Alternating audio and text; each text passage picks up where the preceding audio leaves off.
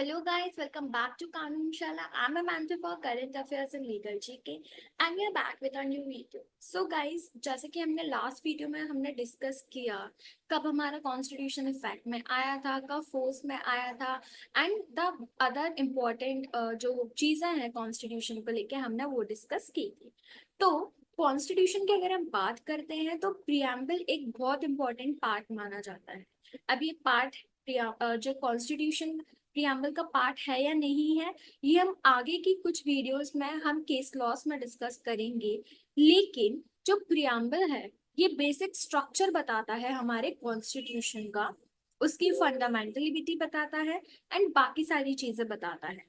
So basically अगर हम किसी बुक का देखते हैं तो एक प्रीफेस होता है in the front of the book.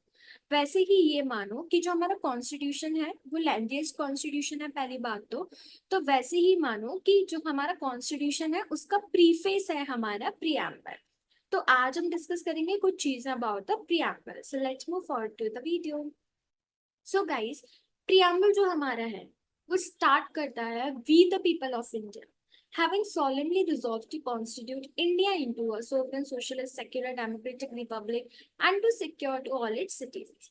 अब जो we the people of India है मतलब हम द पीपल ऑफ इंडिया जो इंडिया में रहते हैं, ठीक है। तो बेसिकली इसमें द मोस्ट इंपॉर्टेंट वर्ड्स आते हैं हमारे sovereign, socialist, secular, democratic, Republic.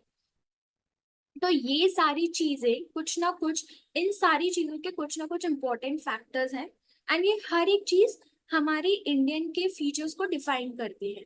तो ये हम separately in different video discuss करने वाले हैं। एंड ऑल्सो यहाँ पे अगर आप देखोगे कॉन्स्टिट्यूशन में द मोस्ट इम्पॉर्टेंट थिंग कि इन are constitution assembly this 26th of November 1949 do hereby adopt, enact and give to ourselves this constitution। तो एक ये पॉइंट बहुत इंपॉर्टेंट हो जाता है। कैसे कि बहुत से एग्जाम्स में ये आता है, बच्चे कंफ्यूज हो जाते हैं कि अडॉप्ट एंड इनैक्ट कब हुआ था कॉन्स्टिट्यूशन से। वो लिख देते हैं 26 जनवरी। तो 26 जनवरी में वो केम इनटू फोर्स था, इन फोर्स आया था।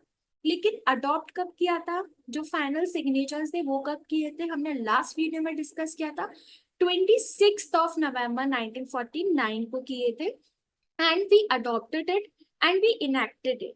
तो यहाँ से ये एक बहुत इंपॉर्टेंट क्वेश्चन बनता है। अब बात रही justice, liberty, equality and fraternity. तो अगर हम जस्टिस की बात करें तो चाहे वो सोशल जस्टिस हो, इकोनॉमिक जस्टिस हो या पॉलिटिकल जस्टिस हो, ये सारे सिटीजन्स को मिलना चाहिए। Liberty of thought, expression, belief, faith and worship. अगर फ्रीडम एक तरह का, किसी के बारे, किसी को कोई थॉट है, कोई एक्सप्रेशन है, बिलीफ, फेथ एंड वर्शिप, कोई किसी भी रिलीजन को फॉलो करना चाहता है, उसकी आपको लिबर्टी है। Equality of status and of opportunity, हर किसी को इक्वल स्टेटस मिलना चाहिए। एंड अगर वो अपॉर्चुनिटी हो, चाहे वो एजुकेशनल अपॉर्चुनिटी हो, जॉब अपॉर्चुनिटीज हो, कोई भी अपॉर्चुनिटीज हो, वो सब इक्वल होना चाहिए among the citizens. And to promote among them all fraternity. Fraternity assuring the dignity of the individual means किसी की डिग्निटी के ऊपर बात नहीं आनी चाहिए, मीन्स उधर यूनिटी रहना चाहिए and integrity of the nation रहना चाहिए। एंड ये हमने देख ही लिया है कि 26 नवंबर 1949 ये मेंशन किया गया है हमारे प्रियम्बल में कि यहाँ इस दिन जो हमारा प्रियम्बल था उसको इनेक्ट किया गया था एंड अडॉप्ट किया।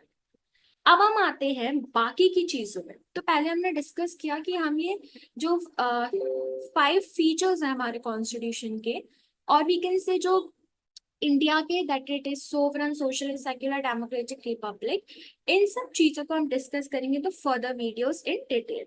एंड बाकी की चीज हमने अभी डिस्कस कर ली। तो अगर हम देखें जो प्रियम्बल था वो कैसे हुआ था,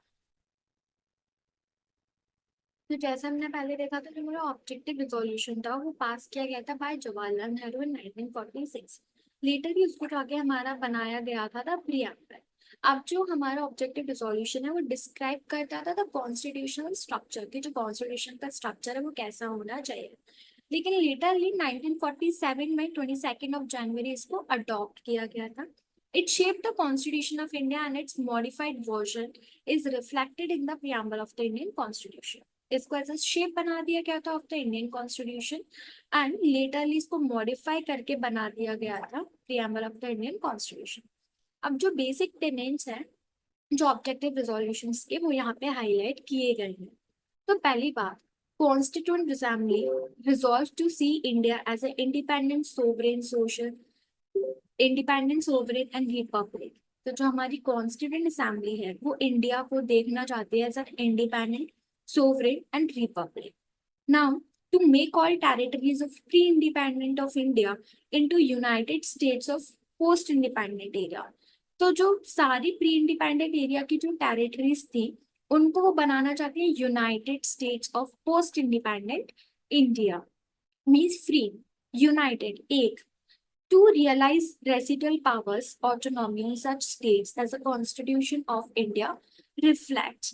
Now, to realize a union with a power which will be different from those given to such states. एक यूनियन बनाना है ऐसी पावर से वो सारी स्टेट से अलग हो। Now the people of India to play the source of power and authority of the sovereignty and independence, to provide justice, social, economic and political equality of status and of opportunity and freedom of thought. जो people of India है उनको source of authority मिलनी चाहिए, authority of sovereignty, independence, and उनको justice मिले socially, economically, politically, equal of status of opportunity and freedom of thought. ये सारी चीजें थी इन द प्रियम्बल। अब चाहे वो एक्सप्रेशन हो, बिलीफ हो, फेथ हो, वर्शिप हो, वोकेशन हो, एसोसिएशंस एंड एक्शंस हो, subject to law and public morality before the law. Now, to provide adequate safeguards to the minorities, tribal and backward areas, and other depressed and backward classes. तो इन सब के लिए भी यहाँ पे काफी सारे शेड्यूल्स लाए गए थे एंड ऑल्सो एक्ट्स लाए गए थे कि इनको कोई दिक्कत ना हो।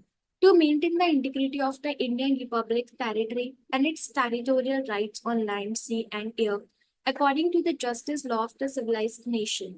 तो जो इंटीग्रिटी है वो इंडियन रिपब्लिक टेरिटरीज की, तो उसके टेरिटोरियल राइट्स होने चाहिए उसके लैंड पे, उसके सी पे एंड एयर पे, according to the justice law.